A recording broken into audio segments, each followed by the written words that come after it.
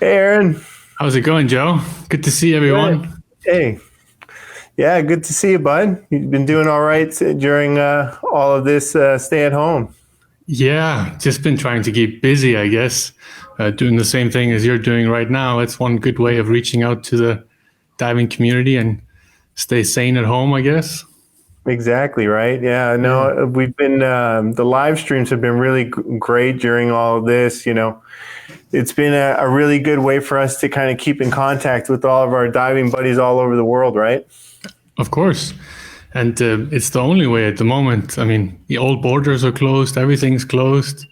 Uh, I didn't even know Zoom existed until a month ago. So, and now we're doing this.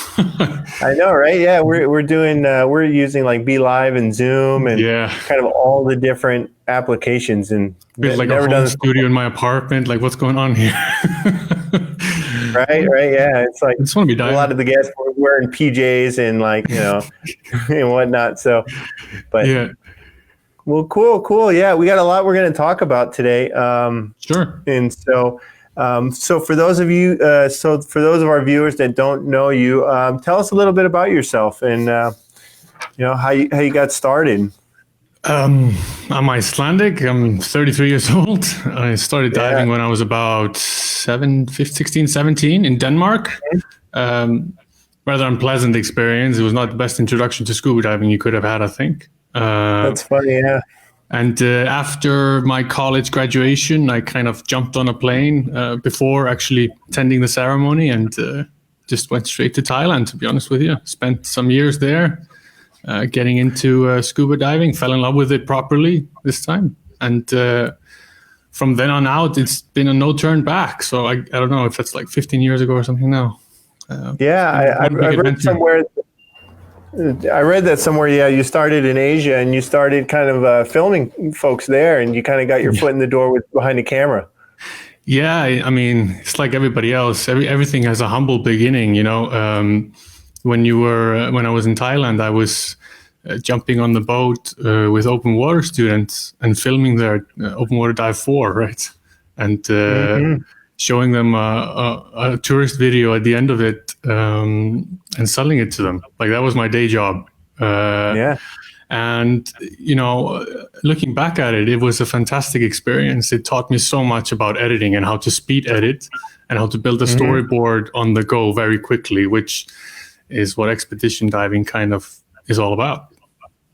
Exactly. Yeah. It's a lot of like I always say, we're always shooting from the hips and just kind Yeah, of figuring it out as you go, kind of like with this live stream and whatnot. exactly, right? You just have to run with it and see what happens.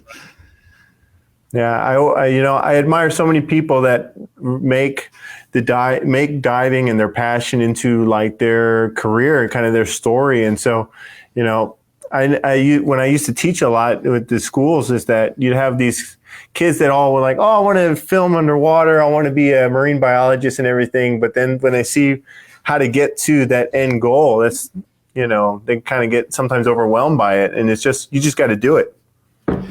You just got to do it, and you're going to get slapped in the face many times along the way.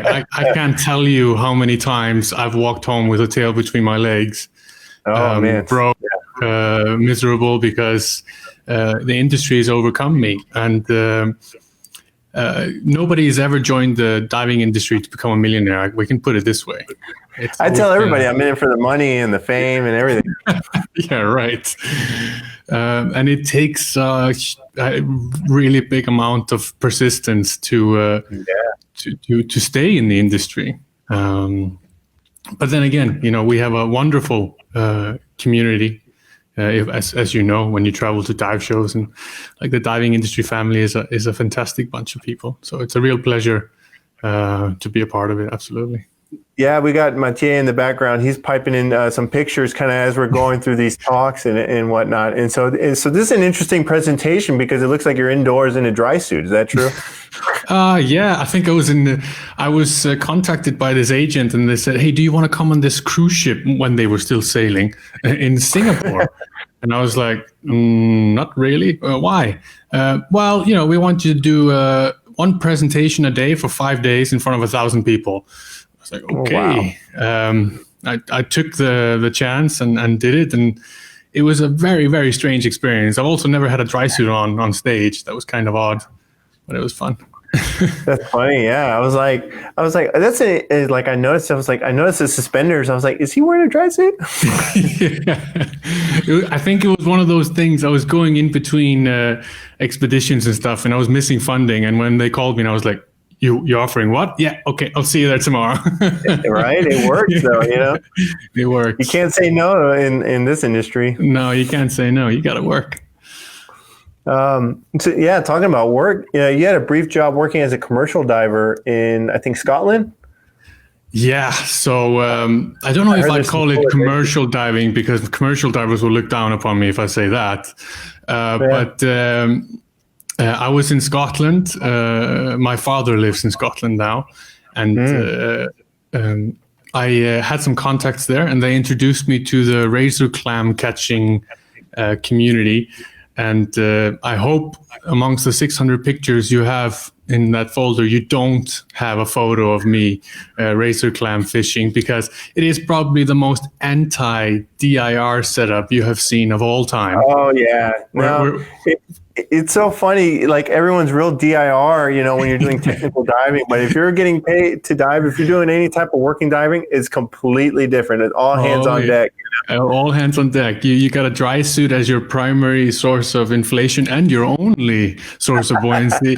There was a plastic harness. There was a twin 15-liter steel twin set with only one regulator on the right post, which was an international, not a DIN. Yeah, it was just a complete S show. Excuse my French. That's funny. No, yeah. I mean, NASA, you know, we had folks in the backplate and wing diving, and then with close heel fins, and we'd also wear horse collar BCs. Yeah, absolutely. But it's just back in the day. This is what was given to me. I had to work. It was certainly one of the more interesting jobs I've ever had, and certainly not the safest, especially when you're working with electricity underwater. Sounds great. It sounds very oriented. Yeah, that's funny. So after you realized kind of that commercial diving craziness, you went up to Dahab in Egypt? Yeah, so spent a good amount of time there, no? Yeah, I one of my business partners in Dahab, in Team Blue Immersion, or technical diving school, he used to run the biggest dive school on the planet called BANTS. Mm-hmm. His name is Jonas Samuelsson. He's a territory director for PADI now. Hey, Jonas, if you're watching. We'd known each other, you know, through many chapters of our diving careers, and he just kind of hit me up one day and said, "Hey, I'm in Dahab. Do you want to come hang out, do some diving?" And at that point, I was kind of tired of the job I had, so I did. And I actually still have a house there, like 10 years later. Oh, wow. Yeah, the time flies, huh? Time really flies. Yeah. I've never been to Dahab, but, man, it's just, you have the blue hole right from the shore there. And so it's some incredible diving and some dangerous diving. You know, it's only dangerous because you have such nice conditions for such a deep site. And it's just, I don't know, from what I've seen is that it looks like it's really easy to get in trouble. And so. Well, I mean, for the audience back at home, there's an episode called Monty Halls, The Diver's Graveyard. And that's something we produced with the guys at ITV or whatever. And I never knew they were going to take the story to that level of sensationalism. I thought it was going to be quite factual. But, you know, the title says it all, The Diver's Graveyard, right? But if you see me, I appear there a couple of times. The first thing I say to the camera is, the Blue Hole, especially, I consider one of the safest dive sites on the planet, actually. You have 100 or 50 meter viz or whatever. You have, it's a hole, so it's kind of like a bathtub. You can't really get lost. There's just so many environmental factors that make this dive site incredibly safe for technical diving students up to advanced trimix. And that's what we were teaching there, because we found it to be the best place on the planet to teach that kind of stuff. It sounds, very controlled. And we see a lot of that sensationalism when it's kind of like we're catering a dive site to like everyone. And so, and it's like we have sites that are local here, like Eagle's Nest is right up the road, and the same thing. And folks like to blame the cave when people get hurt, and it's just the wrong cave sites that people have blown up. Yeah, you're putting the dive sites in the wrong hands. Some people will find a way. Yeah. No, where there's a will, there's a way. People get hurt doing anything, sure. And so I know Becky did a really good video talking about Eagle's Nest and showing the cave in like good light and whatnot, because in this business, some of those things, like the only light that a lot of these sites and places get are like it's bad coverage on it. So yeah, absolutely. Yeah, I think you were with Team Blue Immersions. Is that right? And so that was the company of the technical diving school that we made from it. It's still there in the lovely hands of our former interns, Kirsten and Andy. Hey guys, if you're watching. I know. I was looking at the website, and man, it's so well put together and whatnot. Yeah. It's like they're doing. It seems like a really great organization outfit to get to work with and whatnot. Yeah. No, it's just the also when we got handed the dive shop. In 2012, Tom Steiner, if anybody here knows him, he was running the shop before. And man, he did a fantastic job setting up the inventory and the gas filling and everything else. It just looked unbelievable. He's a master at that. It's so nice when you have somebody that they can build such support, so you can do any kind of diving. Absolutely. And that's what you could. And that's what I was very happy when I was living in Truk Lagoon on the Truck Master, the liveaboard, and running it, is that it was brand new at the time. So I took my station there, at least. And so I took my knowledge from Team Blue Immersion. And when we were shopping for all the inventory with the destination manager, it was very good that you had that influence and knowledge beforehand to have everything set up for the most demanding diver, right? Yeah, you've worked on some really great projects, and now you're doing a more expedition style and a lot of like travel, and it's just kind of blown up. And before we get to that, you've done some really cool things. There was the Project Hamilton in 2011. Yeah. That's a project that's been running for it's kind of still running. We have the anniversary, and it's definitely cemented my passion for wreck diving. It's a U.S. Coast Guard cutter that's was sunk outside of Reykjavik, and it was the first vessel for the American forces to be sunk in World War II once they first got into it in the Atlantic, right, by a Nazi submarine, and nobody had found it. Until we did in 2011, actually physically been there.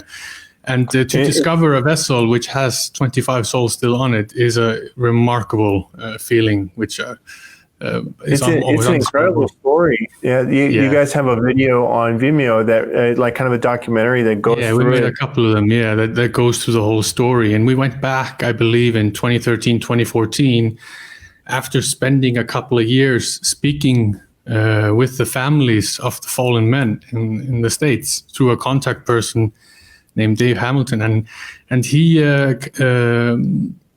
so he set us up with the families. We went back there with a memorial plaque with the names of the fallen men on it, and installed it on it, made a documentary about it, which was incredibly touching. You're there at 330 meters.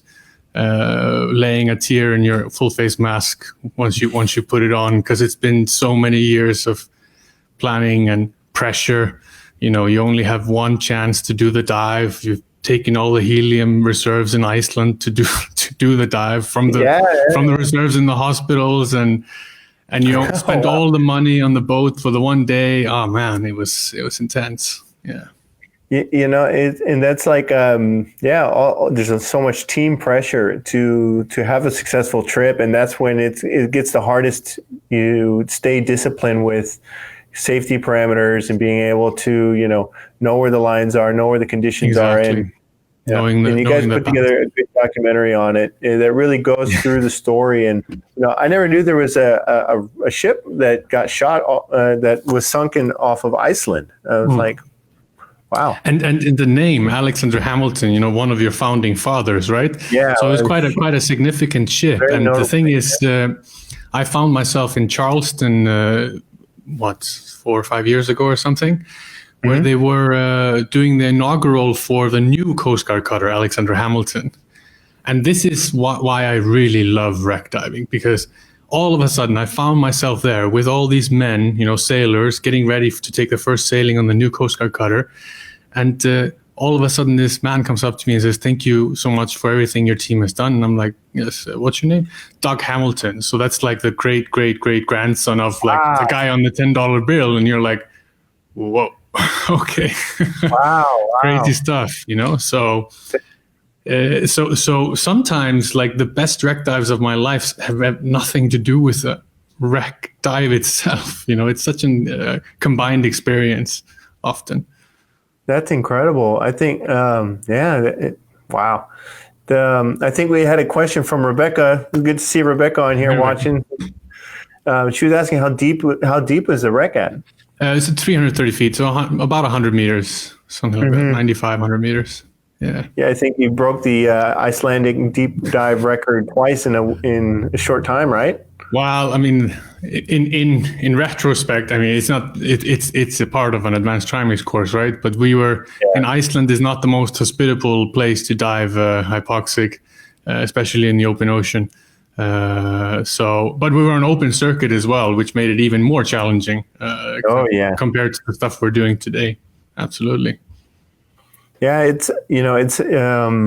I read a lot how a lot of these folks were diving on some incredible conditions in open circuit, and like you said, the logistics are so much different in open circuit. Yeah, and then now what we're doing in closed circuit is just like it's a completely different game, and rebreathers are just such an incredible tool. They're an incredible tool. They also require a whole lot more logistics on their own, but once you start using them, oh my god, it's just amazing. It changes the game completely.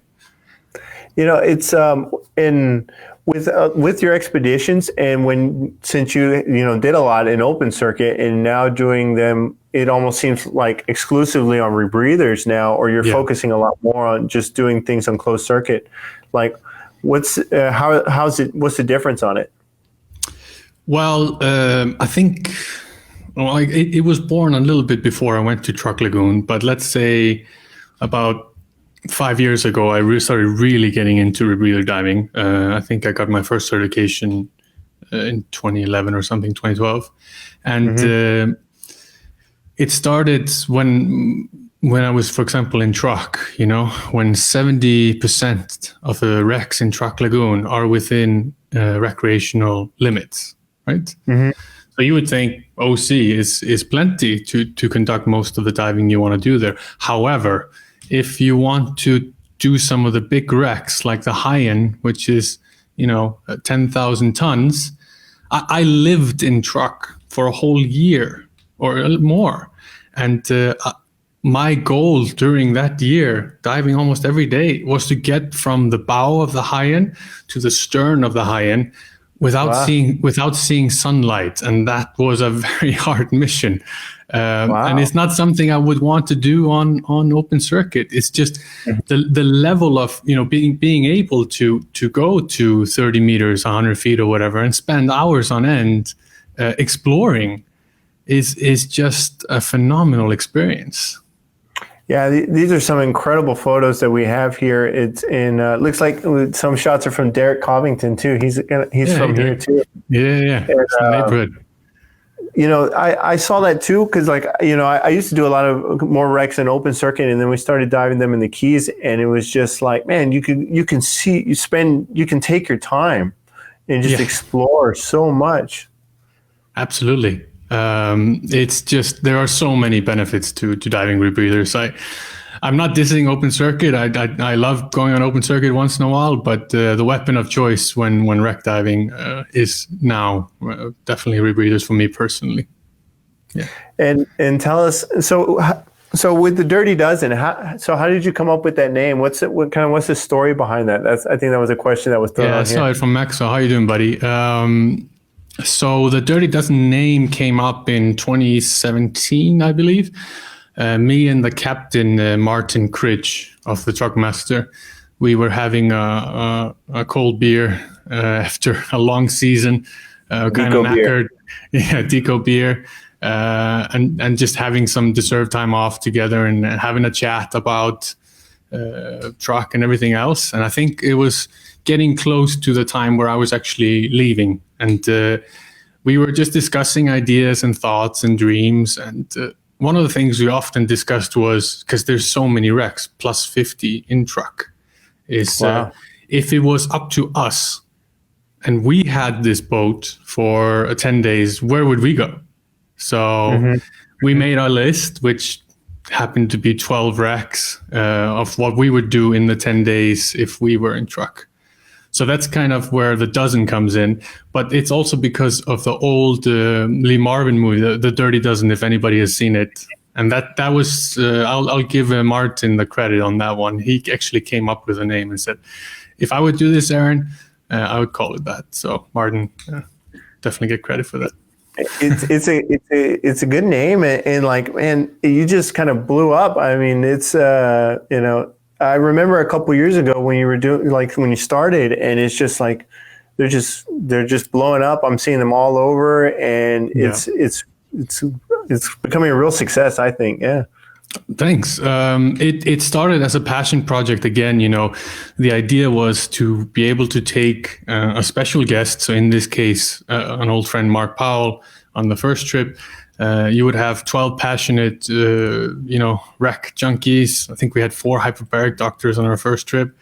Good game. A lot of good talent come on board and just have a great time. And so it was all born out of passion.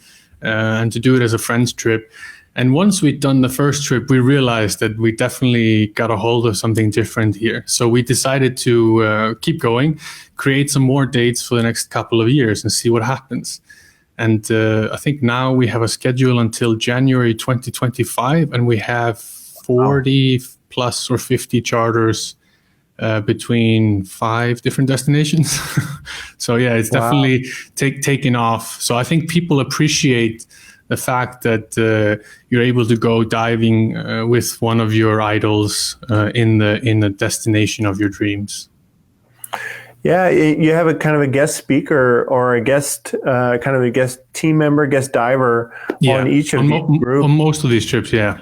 Mm-hmm. Okay, so on most of them, and so you get a chance to, when you go, you get to know someone that you have maybe followed them in their career in diving, and so to go to these incredible sites. I mean, look here. I mean, you have tanks underwater, and it's just like, it's some incredibly unique wrecks. Yeah, absolutely. Truck is, I'd say, Universal Studios of wreck diving on the planet. Not only are the conditions extremely forgiving, with 70% being within recreational limits, you also got nice warm water, you got great visibility, you just have, they're all within quite a small parameter. So you have a lot of environmental conditions that warrant extremely fun, safe, and enjoyable wreck diving. Now here's something that's coming up, I'm sure, is just like, you have the logistics of getting to the sites. And I mean, my background was a lot in science diving, where it's very project based, like, okay, we're going to be collecting data, we're going to be diving in these conditions. And so, you're able to get a good sense of everyone's kind of training and background. Yeah. And so, but how do you keep track of all of these divers and doing where everyone's on CCRs?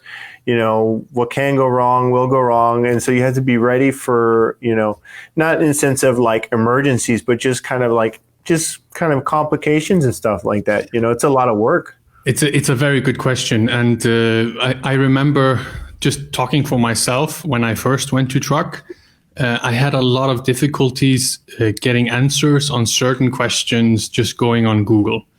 And it was a little bit frustrating for me. And what I started doing once I got there, and when you live on a liveaboard where internet is $300 per gigabyte, you learn to read a lot in your spare time and do other things than being on Facebook. So everything I learned, I started writing it down. And 2 years later, we have a website now, www.dirtydozenexpeditions.com, where I basically just amassed everything I learned into one page, because and some PDFs which you can find online as well.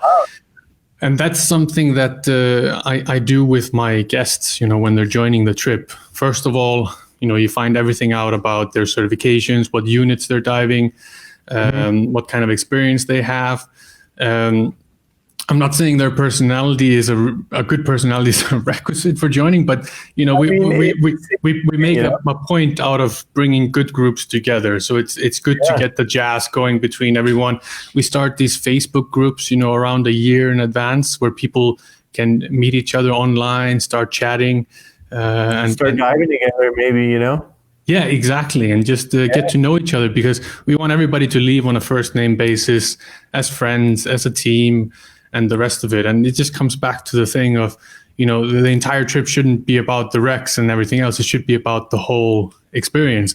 But for people going to truck and bikini especially, the logistics are daunting, to say the least. And that's why we made these PDFs and all the information, which is all on the website. Yeah, that's really incredible to hear that it's you go through the process, and basically you're almost getting people to become friends and team members before they even start the trip. Yeah, exactly. And so it's a very holistic experience. It's not like I'm going on a dive charter. I'm going to solo dive and just keep to myself, enjoy the wrecks. I'm just going to stay in my bunk the whole time. Yeah, it's like. You really encourage the team mentality, the community of it. It's the whole picture, not just the wrecks, like you said. Yeah. If you've seen the movie The Dirty Dozen with Lee Marvin, if you haven't, have a look at it. It's about 12 prisoners of war getting sentenced to death, but their only chance of getting out of that sentence is to get trained and then attack this castle, which is full of Nazi officers, and kill as many as possible. And that is their only way out of their sentence. So they have to develop this very close-knit camaraderie to succeed, and that's kind of the ethos we push into the Dirty Dozen. We have a certain set of objectives, a set of racks, a set of things we want to do during the trip, and to be able to do them, we have to work as a team in terms of dive planning, execution, safety, and everything else. Yeah, you can't really compartmentalize information. Everyone's got to be in the know-how, know what's going on. And then, you have rebreathers that have problems or something breaks, And so it's like, well, I have a Revo, I have a Liberty, I have a JJ. It's like, well, we need to make things work. And so, it's like, oh, well, I don't know how anything works on my unit. And so, it's you need to know how to be able to kind of fix things and like an expedition. Mm-hmm. Yeah, I'm only certified on 2 units as of this time, but help me. I want to get certified on more, because you spend a lot of time around many, many different units, and you learn so much by being on every trip, because people are just so kind and willing to share a lot about their units. And a lot of CCR instructors on the trip. Right? Yeah, it's fantastic.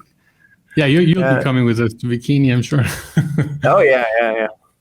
The logistics of it is like you said, very daunting, but I think you do a good job of breaking it up step by step, one thing at a time. It's and you have the group size limited to 12, which is 12 rebreather divers. It's a big team. It sounds like it, but like, for example, the boat that we have in Truck and Bikini, it's like this yacht that caters to 16 divers, regardless of their certification. So we reduced the occupancy to 75% out of 100, and we did that solely for diver comfort. Yeah. So there's, on the dive deck, it's completely spread out. You have lots of space, and you're not in groups. I mean, you don't even have to have a group leader, for example, when you're diving with us. If you're proficient and you've maybe been there before, or you're an experienced wreck diver, we're not going to be, babysitting you through the wrecks. You're more than welcome to go and explore with your buddy. That's great. Yeah, that's that's perfect. It's the quality over quantity, and so it's. I feel like we're starting to see a better trend towards that people are willing to pay and invest for the higher quality experiences as well as like the quality units, equipment, and whatnot. I'd rather have 3 good regulators rather than a fleet of 10 crummy ones. Yeah, I mean, I think you definitely see it, in the new generation, the millennials or whatever, avocado on toast or whatever, that they are not exactly all of them putting all their money in mortgages and stuff like that. They put a lot of money in their memory banks, so to speak, right? So yeah, they want to. I mean, I know people that are my age that have been to Antarctica, for God's sakes. Do you know how expensive that is? So we only have one life, and there's a lot of really fantastic things out there to see. So it comes up to the individual what they want to do. Do they want to get this or get this? Is it memory bank or is it material? Yeah, it's I mean, that leads kind of into. Oh, let me see. Rebecca's asking, what 2 units do you dive on? I'm on the Prism and the JJ.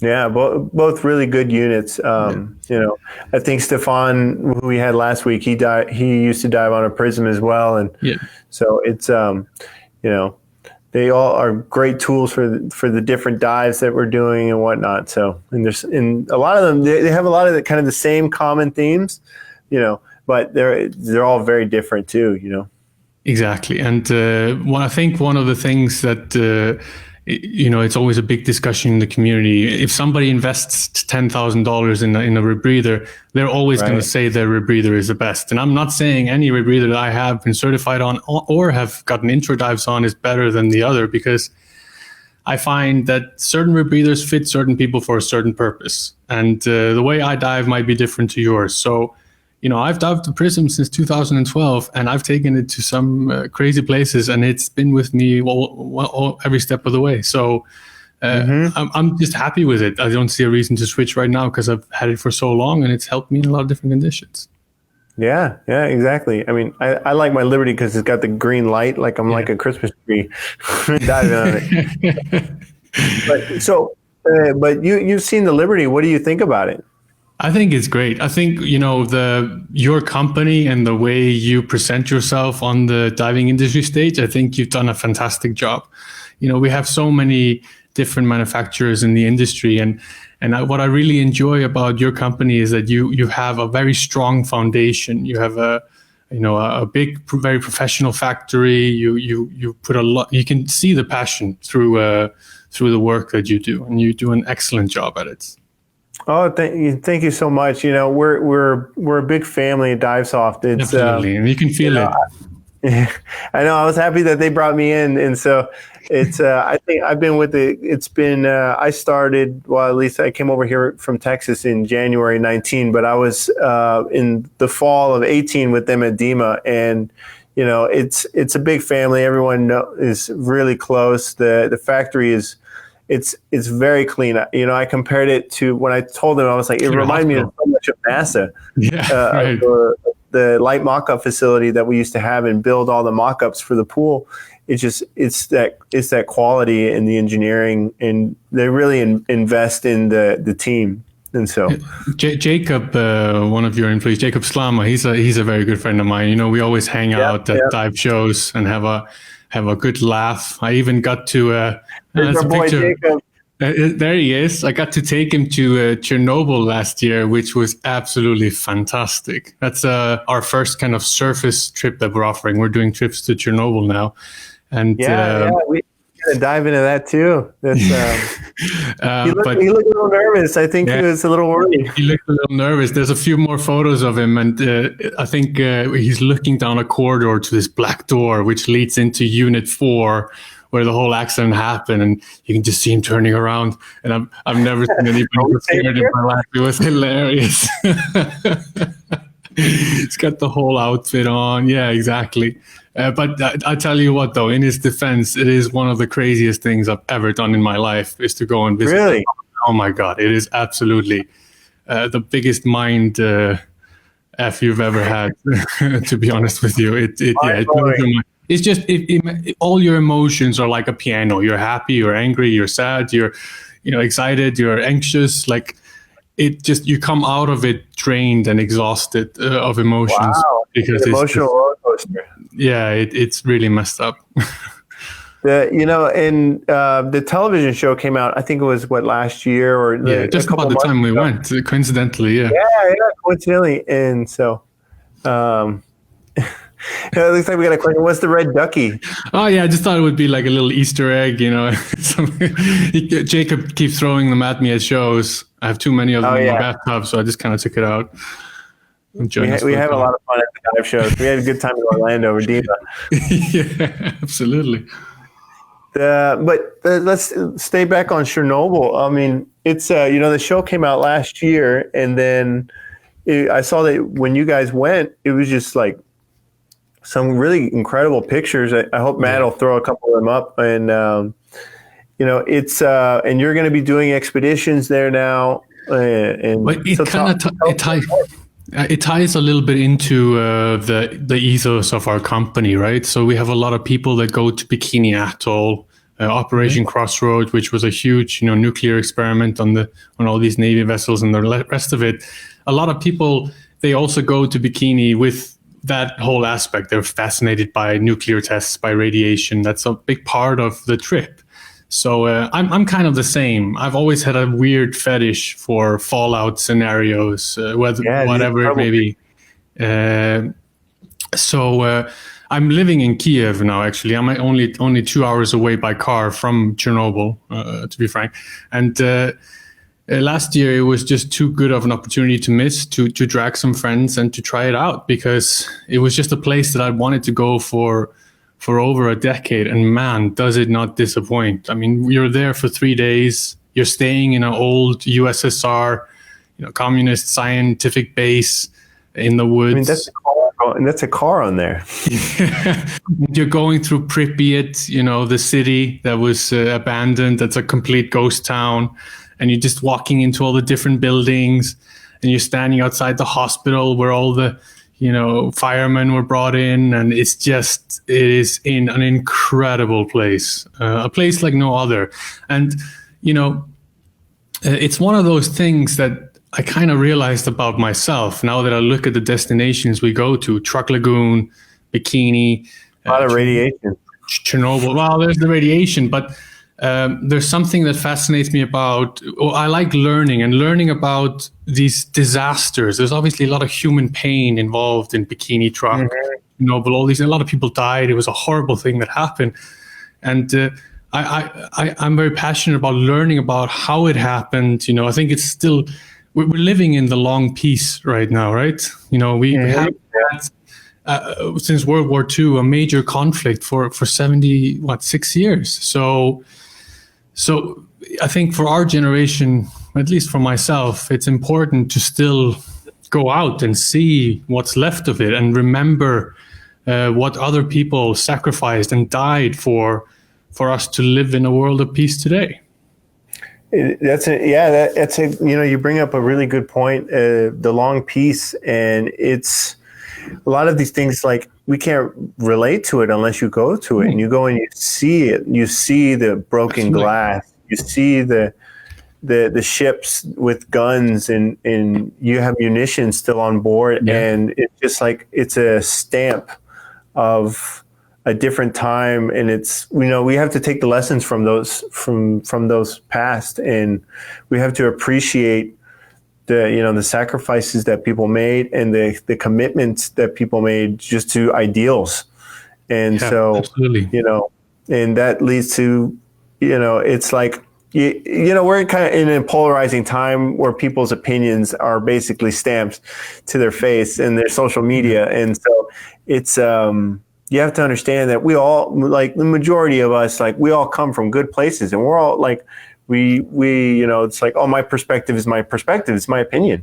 And so it doesn't mean I'm forcing anything on you. But you have to see that those conflicts, those disasters were the result of conflict, war, and whatnot, and what things lead to when things get extreme.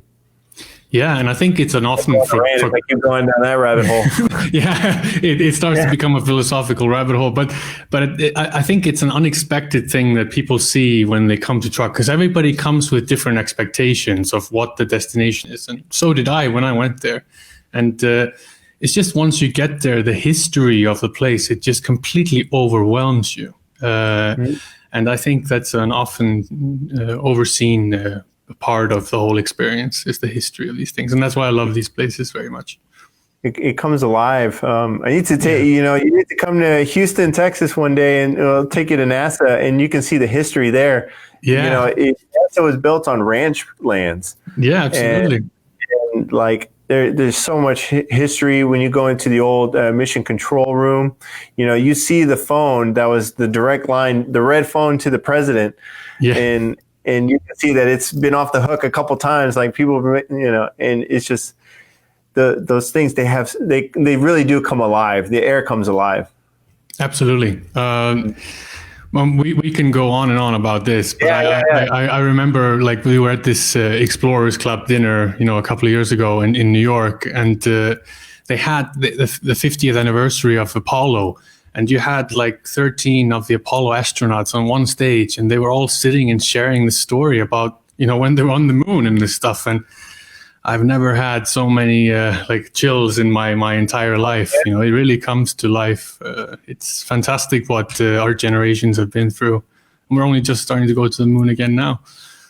Yeah, it's it's like with diving, you have that spirit of exploration, the spirit of pushing the envelope, the spirit of testing yourself. And it's you see that with technical diving, with scuba diving, just in general. I mean, overcome, like, people's fear of the water is a very primordial thing.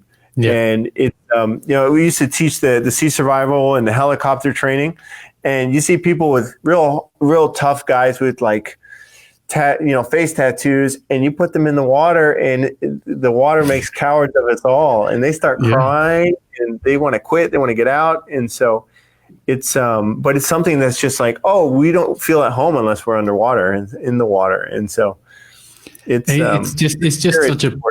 such a blessing that as a kid, and like, sure you were, everybody dreamed about being an astronaut, but that's a very far-flung dream that very few of us get to experience. So here we are now, on CCRs, exploring the places we want to see around the world. And, like the likes of Jill Heiners and the rest of it, that's probably as close as you're going to get to be an aquanaut. And, we're exploring places underwater that people have never been to. And I bet the feeling of doing this, it must be on par with how you feel when you go into space, because the anticipation is tangible. It's such a fantastic experience when you're out there exploring. It's, there's a quote from Sheck Exley that was, you can see the top of the mountains, you can, but to see the back of a cave or in that dark abyss, you have to go there. And, absolutely. And we're going so much with technology now. And, I think, like, we're about this, same age. I'm 32, and we're able to do these things now. And, future, like, when we go to trade shows, I always make fun of everybody because I'm like the youngest guy in the room. Same. and our industry is getting older, but like but we're finding younger people doing more extreme things, like, side mount rebreathers, bailout rebreathers. 10 years ago, like, you had to build your own thing, like, and it's a test pilot.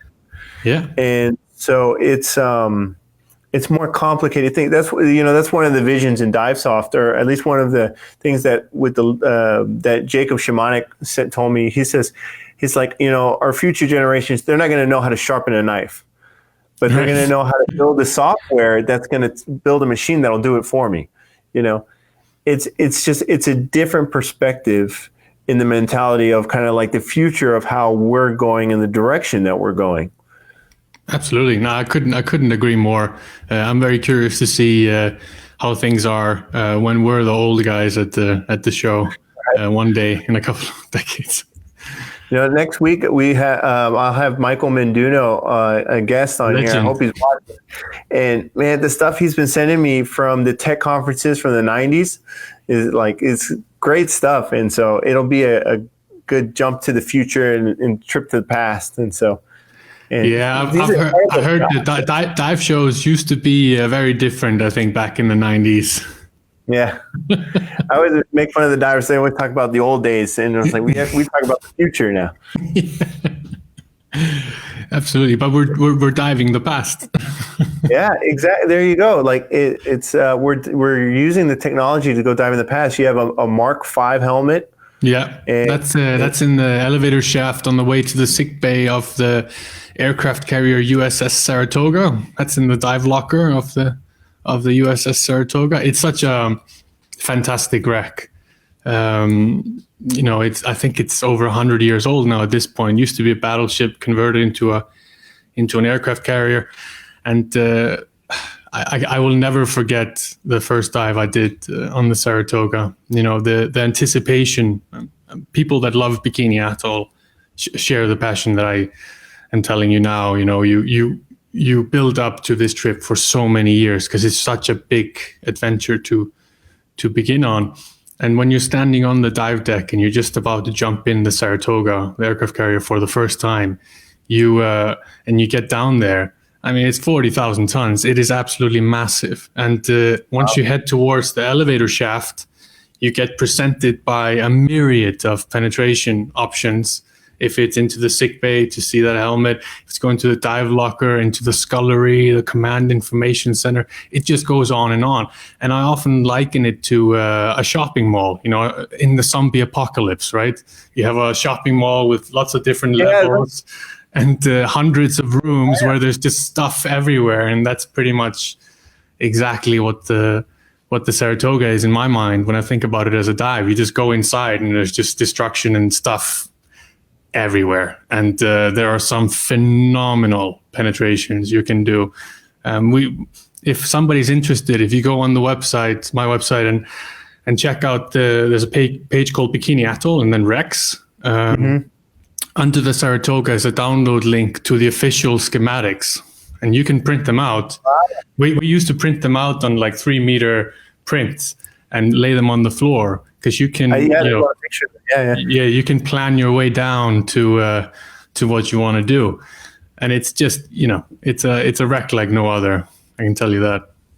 That's incredible. It's and it's like you said, it's a big investment. You're on the other side of the world, at least coming from here, and it's so far, and you're standing on the deck, and then you jump. Yeah, but it's a culmination of all the training, all the investment you've done in the rebreathers and the rebreather training and the rest of it. It kind of all comes together as that final moment where you can do the dives where they're meant to be used, right? And I mean, on that dive I was just talking about, we came out, there's me and Richard Lundgren and Jesper, and we're swimming along the flight deck of the Saratoga past the 6-inch guns. And a tiger shark, casually swims by, and you're like, "Can this get any better at this point?" Not really, but then you're on the you're on the deco bar at 60 feet, and you got an hour and a half to go of deco, and a tiger shark is still there swimming around you, and then it starts being a bit annoying. You can go away now. I'm like, I was over it, Yeah, I'm over it now. Nuclear tiger shark, go away. I was going through some of the photos, and they're just incredible. And I've always looked at it like, okay, bikini and truck. I was like, that's a trip on the other side of the world. Like, it's so far. It's like, I'm going to focus on like here, doing good, getting good at doing stuff here. And now I'm seeing those pictures. And I was like, I have to go. It's it's really a place like no other, and it's completely a photographer's paradise. I mean, the picture you just showed before, that was the 16-inch guns on the battleship Nagato, and it's got one of the Divers of the Dark divers in the background. We took like 150,000 lumens to film that shot or take that picture. And I think our bottom time at 200 feet was like an hour to get that shot sorted. And these were the biggest battleship guns in the world at the time when it was sailing. So, and this ship is the ship where Admiral Yamamoto was in when he launched the attack on Pearl Harbor. So you swim over to the bridge, and again, like, you get chills literally everywhere, because you can just imagine, like, you're swimming right to the place where World War II completely changed, where America got involved, where everything, the whole course of the war changed. So, that's the stark difference between Truk and Bikini, in my opinion. They're actually completely black and white. Truk has 50 wrecks, Bikini has 10, well, 50 plus and 10. And in Truk, you have the majority, like 90%, of merchant vessels, whereas exactly 90% are Navy vessels in Bikini. And I can go on and on and on. They're just very different places, completely different experiences. And that's not something some people realize. Yeah, that's a really key distinction between the two. And so, because and you spend so much time out there, you're starting to become very, very, I'm sure you've already been very intimately knowing about the different wrecks and whatnot. Yeah. I've had much less time overall in Bikini than I have in Truk. The season is shorter and so on. And the wrecks are bigger. Like I said, merchant vessels usually are upright or on the side. You have nothing but battleships and destroyers in Bikini, and all the battleships are upside down. An upright aircraft carrier, it's just a whole other can of fish. And it takes a long time to get intimate with very big vessels like that, compared to the ones in Truk, where the biggest one is 10,000 tons, for example. Wow. Yeah, it's we had Menno saying hello, and so it's good to hear from Menno. Good to see you, brother. And we had a lot of fun. He had some good points about how sometimes we bicker a lot, and we dig our heels into some of our ideologies, and so, which is never good. And those wrecks really, seeing those wrecks, seeing places like Chernobyl, really it simplifies things. Yeah, it does. Yeah. We're all one big family, right? And we're all just out to have a good time. I never enjoy when people put their divisions into diving. I don't really see the point, to be honest with you. I'm not going to be the judge and jury of what's good and what's bad. As long as it works and is safe, I'm happy. Yeah. So what's the future for Aron? Are we going to start doing these live streams full time now? Yeah. So we have a live stream starting in 70 minutes with Mark Powell. So we kind of jumped on the tail end of you guys, and we realized we couldn't just stay inside and do nothing. We wanted to get engaged with our diving community and just start having a honest conversation. So we decided to call the show "Coming Clean with a Dirty Dozen." So, on the first episode, we got Jill. She talks about Jill Heinrich being bent. She jumped on ours too. She's been making the rounds.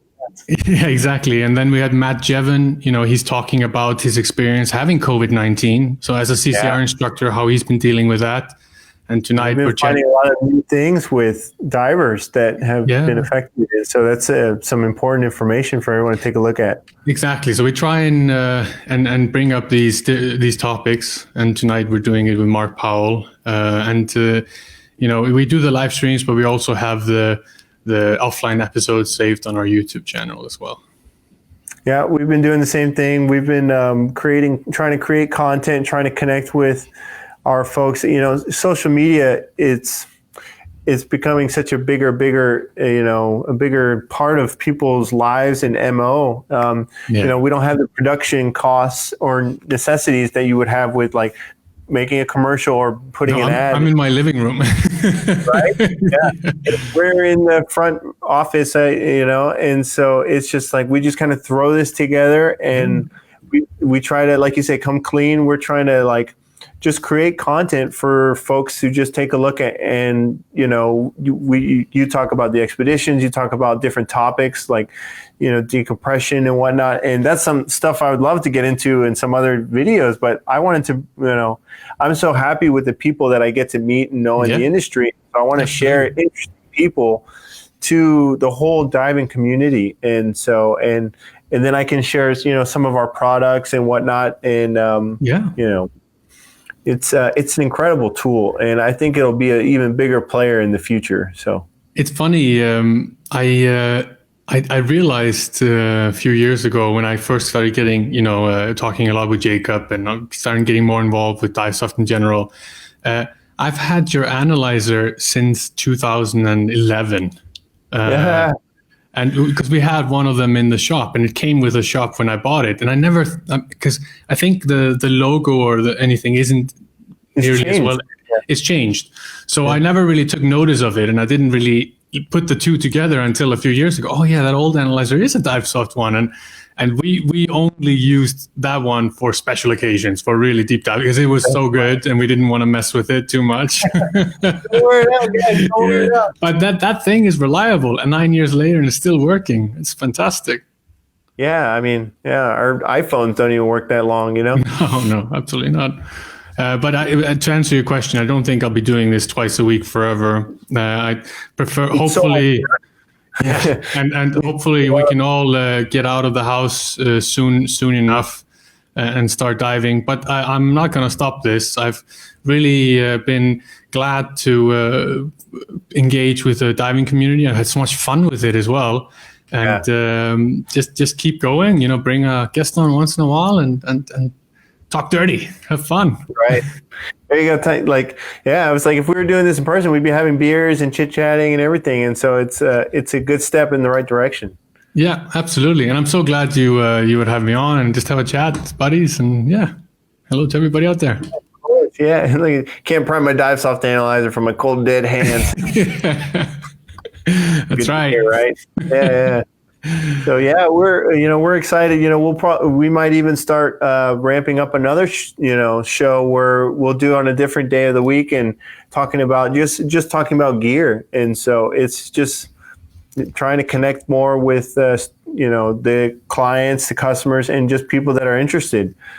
I know I used to find videos on YouTube of like this guy named Aron diving in Dahab back in 2010, 2009, and they're like, Jill Heiner's old videos that she used to post on YouTube and text, and it was anything I could get talking about any kind of technical diving. I was just eating it up.